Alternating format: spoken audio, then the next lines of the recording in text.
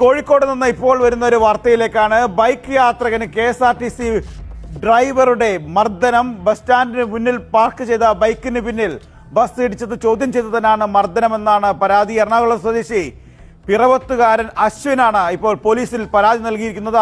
ഞാൻ KSRTCയുടെ അവിടെ എൻ്റെ ബൈക്കിൽ നിന്നിരിക്കുമായിരുന്നു, പാർക്ക് ചെയ്തിട്ടില്ല. ഒരു KSRTC ഉള്ളിട്ട് കയറാൻ വേണ്ടി വന്നു, ആളോട് മാറാൻ പറഞ്ഞു. പക്ഷെ എനിക്ക് മാറാനുള്ള സാവകാശം തന്നില്ല. അതിന് മുന്നേ എന്നെ ഇടിച്ചിട്ട് ഉള്ളിട്ട് കയറിപ്പോയത്. എൻ്റെ ബൈക്കോട് കൂടി ഇടിച്ചിട്ട് ഉള്ളിട്ട് കയറിപ്പോയി. അപ്പോൾ ഞാൻ ബൈക്ക് മാറ്റി വെച്ചിട്ട് ഞാൻ ആളോട് ചോദിക്കാൻ ചെന്നു.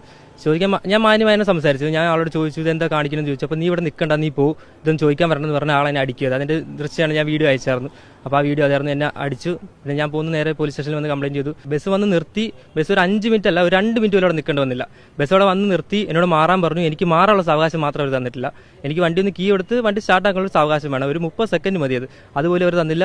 അവർ വന്നു മാറ്റാൻ പറഞ്ഞു. അപ്പോൾ തന്നെ വണ്ടി ഇടിച്ച് കയറ്റിക്കൊണ്ട് പറഞ്ഞു.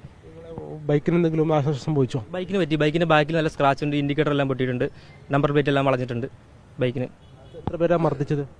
ഒരാളാണ് മർദ്ദിച്ചത്, ബാക്കിയുള്ളവർ പിടിച്ചു മാറ്റി. പക്ഷേ എനിക്കൊരു പരിഹാരം ഉണ്ടാക്കാൻ ആരും സംസാരിച്ചില്ല.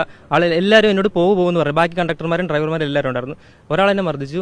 മർദ്ദിച്ച ആളെയും ബാക്കിയുള്ളവർ പിടിച്ചു മാറ്റി, എന്നെയും മാറ്റി.